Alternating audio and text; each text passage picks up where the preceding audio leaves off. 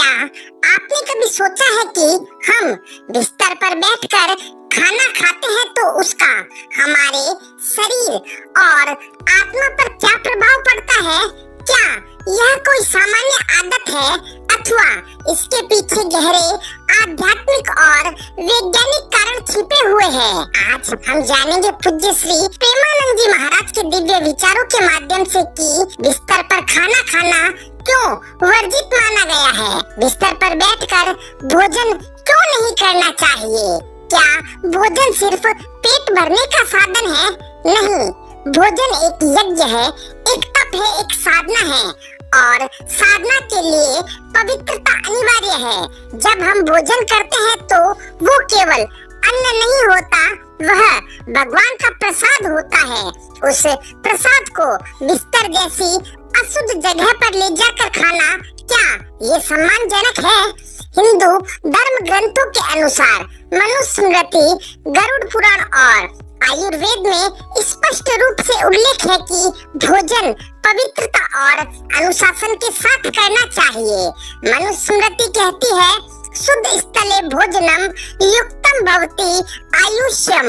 गरुड़ पुराण में कहा गया है कि जहाँ नींद आती है वहीं अन्न नहीं खाना चाहिए।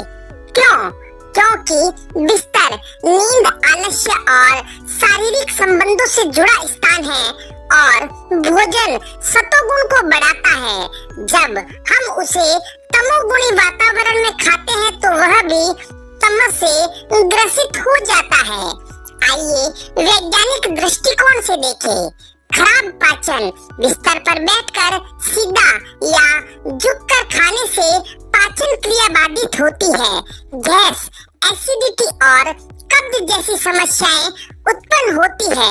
माइंड फूड कनेक्शन टूटता है। टीवी या मोबाइल देखते हुए बिस्तर पर खाने से दिमाग भोजन के साथ जुड़ता नहीं है, इससे ओवर ईटिंग होती है। बैक्टीरिया का खतरा, बिस्तर पर धूल, पसीना और शरीर के कीटाणु होते हैं। वहाँ खाना खाने से वे भोजन में मिल जाते हैं और बीमारियां फैलाते हैं। जब आप थाली लेकर बिस्तर पर बैठ जाते हो तो आप भीतर से अनुशासन खो देते हो। धीरे धीरे आपका मन भी ढीला पड़ता है। एक दिन ऐसा आता है जब आपका पूजा में मन लगाना कठिन लगने लगता है। संस्कार कहते हैं भोजन जमीन पर बैठकर पवित्र भाव से किया जाए। बिस्तर पर खाना खाने से मन में आलस्य, विकार और अविनय पैदा होता है। साधना करने वाले ब्रह्मचारी या जो भगवान के मार्ग पर चलना चाहते हैं उन्हें इस आदत से सख्ती से बचना चाहिए। अब सवाल है, कहाँ और कैसे भोजन करें? जमीन पर आसन बिछा कर बैठिए। एक छोटी सी लकड़ी या पीतल की थाली में भोजन करें। भोजन से पहले हाथ पांव अच्छी तरह से धो ले।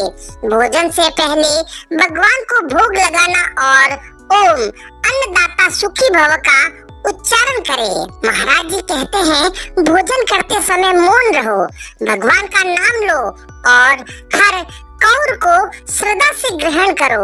वही भोजन तुम्हारे शरीर को अमृत देगा। बिस्तर पर खाना केवल शरीर को ही नहीं, आत्मा को भी दूषित करता है।